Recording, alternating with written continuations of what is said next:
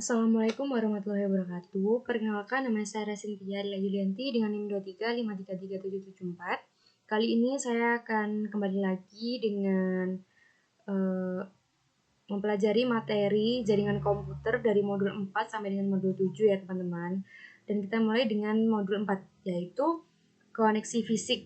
Nah, baik saat menghubungkan ke printer lokal di rumah atau situs web di negara lain, sebelum komunikasi jaringan dapat terjadi, koneksi fisik ke jaringan lokal harus dibuat.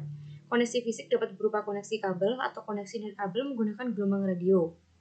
Nah, jenis koneksi fisik yang digunakan bergantung pada pengaturan jaringan. Misalnya, dibayar kantor perusahaan, karyawan, milik komputer desktop, atau laptop yang terhubung secara fisik melalui kabel ke saklar bersama. Jenis pengaturan ini adalah jaringan kabel. Data ditransmisasikan melalui kabel fisik.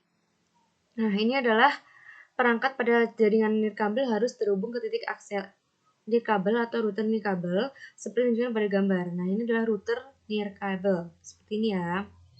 Dan komponen-komponen titik aksesnya yaitu adalah antena nirkabel. Ini tertanam di dalam versi router yang ditunjukkan pada gambar di atas.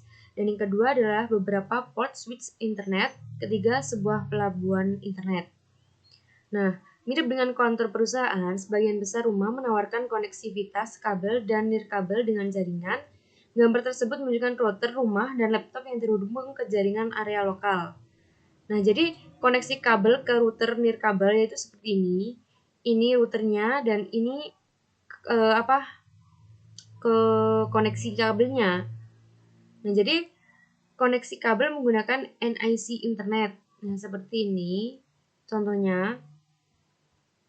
Terus kita ke 4.2 yaitu lapisan fisik. Lapisan fisik OSI menyediakan sarana untuk mengikuti bit yang membentuk bingkai lapisan lautan data melalui media jaringan. Lapisan ini menerima bingkai lengkap dari lapisan tautan data dan mengkodenya sebagai serangkaian sinyal yang dikirimkan ke media lokal. Bit yang dikodekan yang membentuk bingkai diterima oleh perangkat akhir atau perangkat perantara. Nah, jadi lapisan fisik simpul tujuan mengambil sinyal-sinyal individual ini dari media, memulihkannya ke representasi bitnya dan meneruskan bit-bit tersebut ke lapisan tautan data sebagai bingkai lengkap. Jadi contohnya itu seperti ini. Kita klik dulu videonya. Nah, jadi seperti ini ya teman-teman. Dan yang ketiga yaitu periksa. Oh, udah. Dan kita lanjut ke 4.2. Kita ke bicycle layer standar. Kita translatekan dulu ke bahasa Indonesia.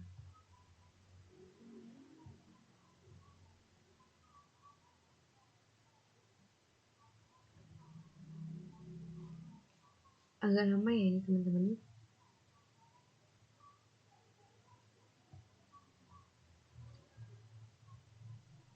Nah, yaitu yang kedua yaitu standar lapisan fisik. Pada topik sebelumnya, Anda memperoleh gambaran umum tingkat tinggi tentang lapisan fisik dan tempatnya dalam jaringan. Topik ini membahas lebih dalam tentang hal-hal spesifik tentang lapisan fisik. Ini mencakup komponen dan media yang digunakan untuk membangun jaringan, serta standar yang diperlukan agar semuanya berfungsi bersama. Protokol dan operasi lapisan OSI di atas dilakukan menggunakan perangkat lunak yang dirancang oleh insinyur perangkat lunak dan ilmuwan komputer. Layanan dan protokol dalam rangkaian TCP atau IP ditetapkan oleh Internet Engineering Task Force atau disingkat IETV. Lapisan fisik terdiri dari sirkuit elektronik, media, dan konektor yang dikembangkan oleh para insinyur. Oleh karena itu, sudah sepantasnya standar yang mengatur perangkat keras ini ditetapkan oleh organisasi teknik listrik dan komunikasi yang relevan. Ada banyak organisasi internasional dan nasional, organisasi pemerintah yang mengatur dan perusahaan swasta yang terlibat dalam menerapkan dan memelihara standar lapisan fisik. Misalnya standar perangkat keras, media, pengkodean, dan pensinyalan lapisan fisik ditetapkan oleh dan diatur oleh organisasi standar. Nah, sebagai berikut. ISO, TIA, EIA, itu ANSI, IEEE, dan juga FSSI dan ITSI. Selain itu, seringkali terdapat kelompok standar pemasangan kabel regional seperti CSI, Asosiasi Standar Kanada, CENELEC, Komite Eropa untuk Standarisasi Elektronik, dan JSA atau JIC, Asosiasi Standar Jepang yang mengembangkan spesifikasi lokal. Jadi seperti ini. Dan yang kedua yaitu komponen fisik. Ada 3 komponen fisik di area fungsional, yaitu komponen fisik, pengkodean, pemberian sinyal. Nah, komponen fisik itu sendiri adalah perangkat keras elektronik, media, dan konektor lain yang mengirimkan sinyal yang mewakili bit. Komponen perangkat keras seperti NIC, antarmuka, dan konektor. Bahan kabel dan desain kabel semuanya ditetapkan dalam standar yang terkait dengan lapisan fisik. Berbagai port dan antarmuka pada router Cisco 1941 juga merupakan contoh komponen fisik dengan konektor dan pinout tertentu yang dihasilkan dari standar. Yang ketiga yaitu pengkodean. Pengkodean itu sendiri adalah metode untuk mengubah aliran bit data menjadi kode yang telah ditentukan sebelumnya. Kode adalah pengelompokan bit yang digunakan untuk memberikan pola yang dapat diprediksi yang dapat dikenali oleh pengirim dan penerima. Dengan kata lain, pengkodean adalah metode atau pola yang digunakan untuk mempresentasikan informasi digital. Ini mirip dengan cara kode Morse mengkodekan pesan menggunakan serangkaian titik dan garis. Nah, jadi contohnya itu seperti ini. Seperti itu ya teman-teman. Dan yang keempat yaitu pensinyalan. Pensinyalan fisik harus menghasilkan sinyal listrik, optik, atau nirkabel yang mewakili 1 dan 0 pada media. Cara bit dipresentasikan disebut metode pensinyalan. Standar lapisan fisik harus menentukan jenis sinyal yang mewakili 1 dan jenis sinyal yang mewakili 0. Ini bisa sederhana, perubahan level sinyal listrik atau pulsa optik. Misalnya, pulsa panjang mungkin mewakili 1 sedangkan pulsa pendek mewakili 0. Contohnya seperti ini. Dan yang kelima yaitu lebar pita. Media fisik yang berbeda mendukung transfer bit pada kecepatan yang berbeda. Transfer data biasanya dibahas dalam hal lebar pita. Lebar pita adalah kapasitas media untuk membawa data. Lebar pita digital mengukur jumlah data yang dapat mengalir dari satu tempat ke tempat lain dalam jangka waktu tertentu. Lebar pita biasanya diukur dalam kilobit per detik atau kbps, megabit per detik mbps, atau gigabit per detik gbps. Lebar pita terkadang dianggap sebagai kecepatan bit. Namun, ini tidak akurat. Misalnya dalam internet, 10 mbps dan 100 mbps bit dikirim dalam kecepatan listrik. Perbedaannya adalah jumlah bit yang dikirim per detik. Seperti ini. Ini adalah gambarannya. Satuan bandwidth, singkatan persamaan derajatnya. Seperti ini ya. Dan yang keenam yaitu terminologi bandwidth. Istilah yang digunakan untuk mengukur kualitas bandwidth meliputi latensi, hasil produksi, dan bagus sekali. Nah, latensi dalam jaringan internet atau jaringan dengan beberapa segmen, throughput tidak boleh lebih cepat daripada tautan paling lambat di jalur dari sumber ke tujuan. Bahkan jika semua atau sebagian dasar segmen memiliki bandwidth tinggi, hanya diperlukan satu segmen di jalur dengan throughput rendah untuk menciptakan kemacetan dalam throughput seluruh jaringan. Dan ini adalah hasil produksinya. Hasil throughput merupakan ukuran transfer bit melintasi media selama periode waktu tertentu. Nah, di sini ini. Dan yang ketujuh yaitu periksa pemahaman. Udah, ini nanti kita kerjakan. Nah, dan habis itu kita ke kabel tembaga. Kabel tembaga kita transitkan dulu.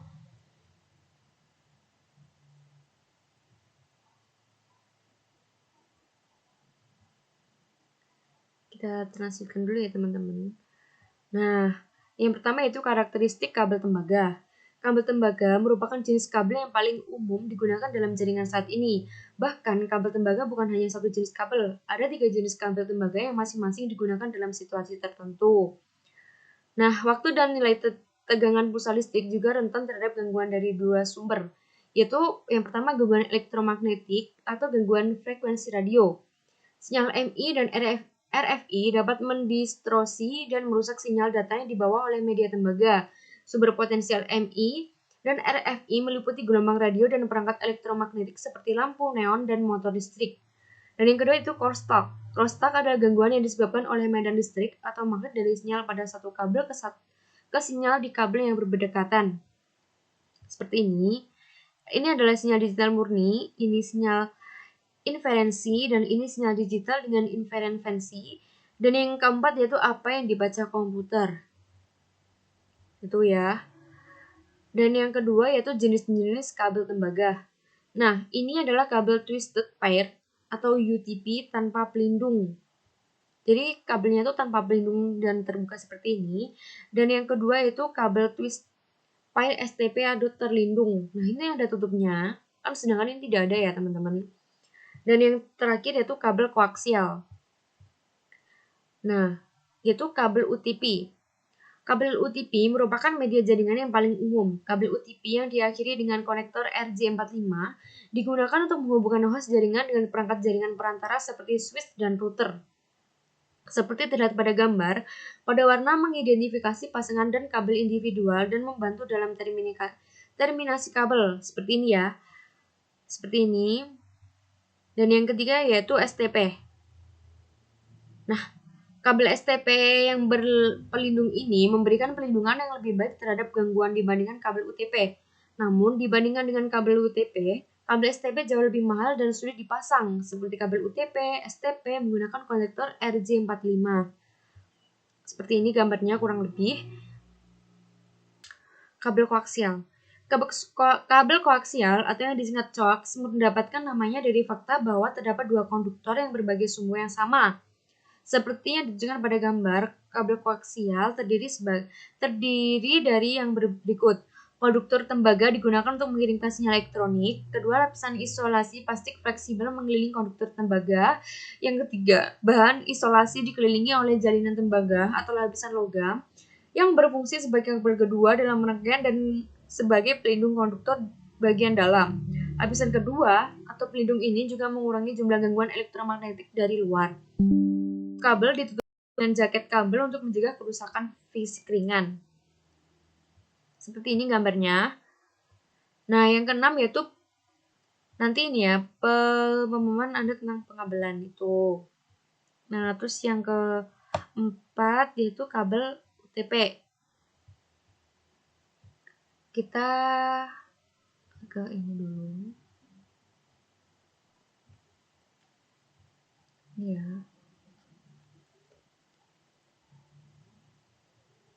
Belum ada ya, teman-teman.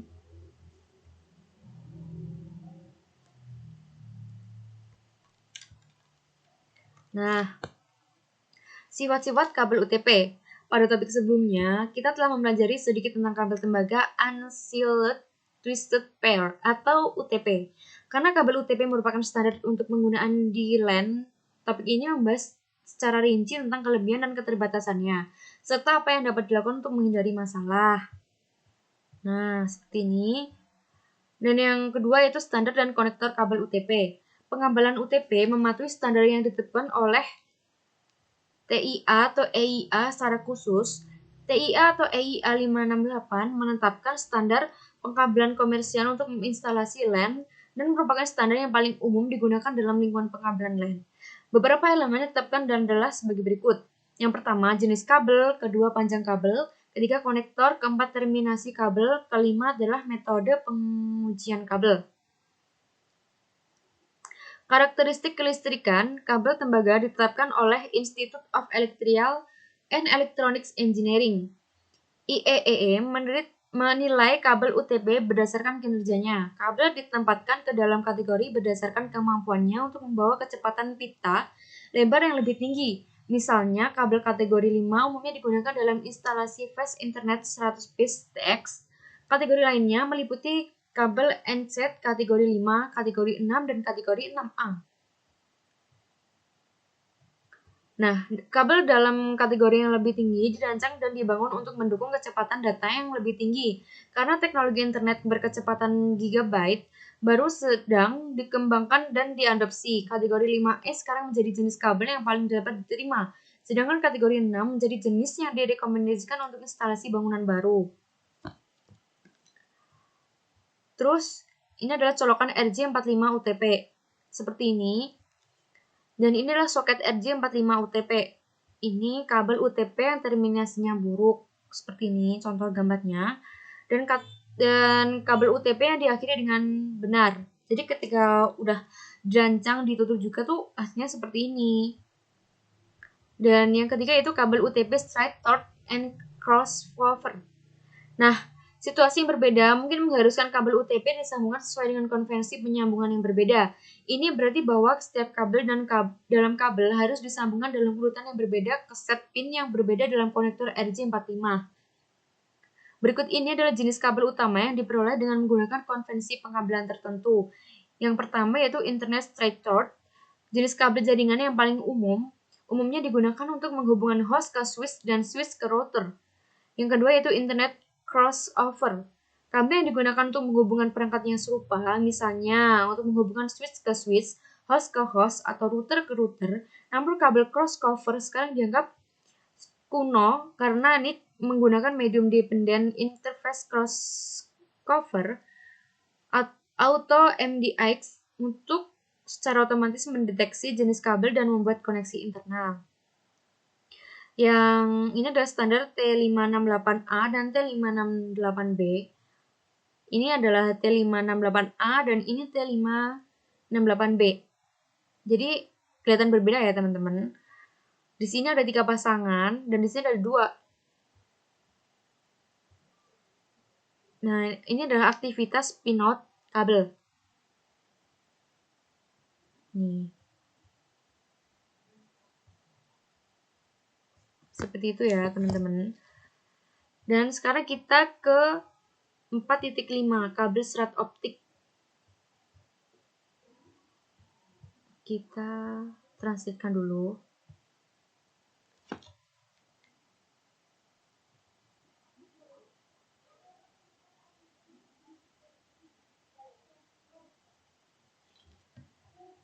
Kok lama banget ya, teman-teman?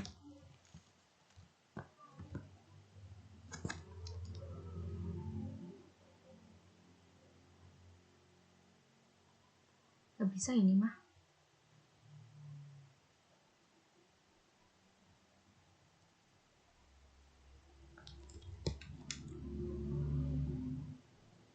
Nah, properti kabel serat optik. Kabel serat optik mentransmisasikan data melalui jarak yang lebih jauh dan pada bandwidth yang lebih tinggi daripada media jaringan lainnya. Tidak seperti kabel tembaga, kabel serat optik dapat mentransmisasikan sinyal dengan redaman yang lebih sedikit dan sepenuhnya kebal terhadap EMI dan RFI. Serat optik umumnya digunakan untuk menghubungkan perangkat jaringan. Serat optik adalah untayan kaca murni yang fleksibel, tetapi sangat tipis dan transparan, tidak lebih besar dari rambut manusia. Bit dikodekan pada serat sebagai impuls cahaya. Kabel serat optik berfungsi sebagai pemandu gelombang atau pipa cahaya untuk mentransmisasikan cahaya antara kedua ujung dengan kehilangan sinyal yang minimal. Nah, ini adalah jenis media serat. Ada 2 jenis yaitu serat media tunggal dan yang kedua serat multimode. Nah, ini adalah serat mode tunggal, terus seperti ini. Dan ini adalah serat multimode.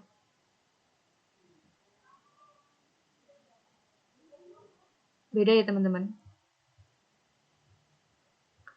Dan ini adalah penggunaan kabel serat optik. Kabel serat optik sekarang digunakan dalam 4 jenis industri, yaitu yang pertama jaringan perusahaan. Digunakan untuk aplikasi pemasangan kabel backbone dan interkoneksi perangkat infrastruktur. Yang kedua adalah fiber to the home. Digunakan untuk menyediakan layanan pita lebar yang selalu aktif ke rumah dan usaha kecil.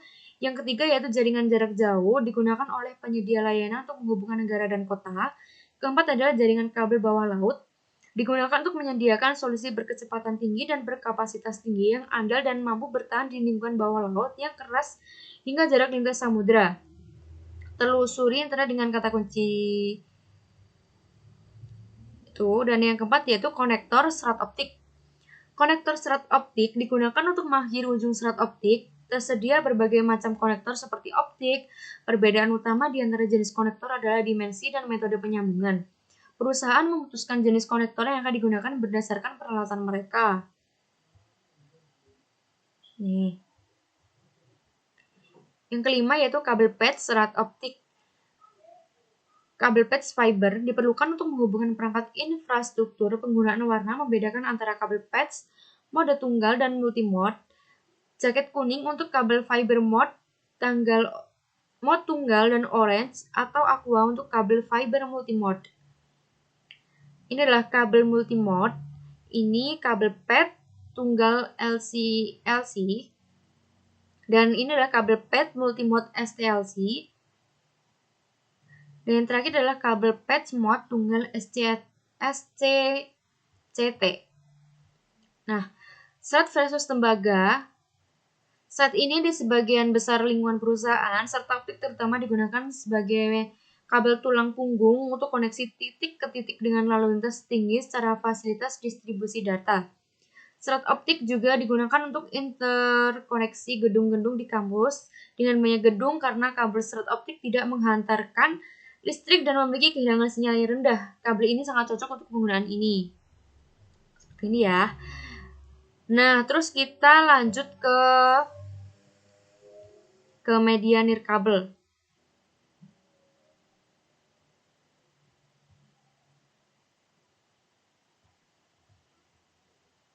Kita Indonesiakan dulu.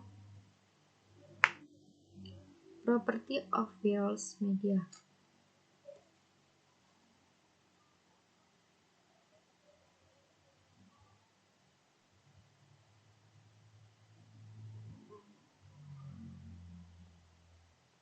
Yang pertama yaitu properti media nirkabel. Nah, media nirkabel menyediakan opsi mobilitas terbaik dari semua media dan jumlah perangkat yang mendukung nirkabel terus meningkat. Nirkabel kini menjadi cara utama penggunaan terhubung ke jaringan rumah dan perusahaan. Nah, ada beberapa keterbatasan nirkabel, yaitu yang pertama area jangkauan, kedua gangguan, ketiga keamanan, dan yang keempat adalah media bersama. Yang kedua, jenis media nirkabel. Ada 4, yaitu pengkodean data ke sinyal radio, kedua frekuensi dan daya transmisi, ketiga persyaratan penerimaan dan decoding sinyal, dan yang terakhir yaitu desain dan konstruksi antena. Dan ada standar nirkabel, yaitu Wi-Fi, Bluetooth, WiMAX, Zigbee. Yang ketiga yaitu jaringan LAN nirkabel. Nah, implementasi data nirkabel yang umum memungkinkan perangkat untuk terhubung secara nirkabel melalui LAN. Secara umum, WLAN memerlukan perangkat jaringan sebagai berikut. Titik akses nirkabel. Ini memusatkan sinyal nirkabel dari pengguna dan menghubungkannya ke infrastruktur jaringan berbasis tembaga yang ada, seperti internet. Router nirkabel untuk rumah dan bisnis kecil mengintegrasikan fungsi router, switch, dan titik akses ke dalam satu perangkat seperti yang ditunjukkan pada gambar. Dan yang kedua yaitu adaptor NIC nirkabel. Ini menyediakan kemampuan komunikasi nirkabel ke host jaringan. Manfaat teknologi komunikasi data nirkabel sudah jelas, terutama penghematan biaya pemasangan kabel di tempat dan kemudahan mobilitas host. Administrator jaringan harus mengembangkan dan menerapkan kebijakan dan proses keamanan yang ketat untuk melindungi WLAN dari akses dan kerusakan yang tidak sah. Ini gambar Cisco Meraki MX64W. Seperti ini.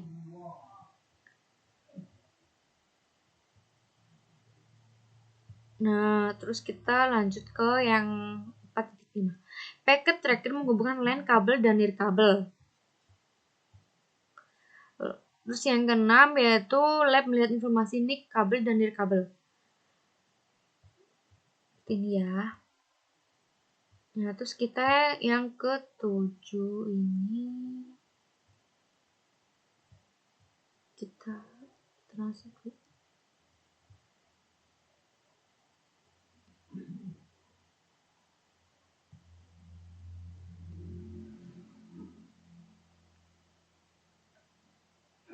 Jadi teman-teman mohon bersabar ya, karena itu lama banget.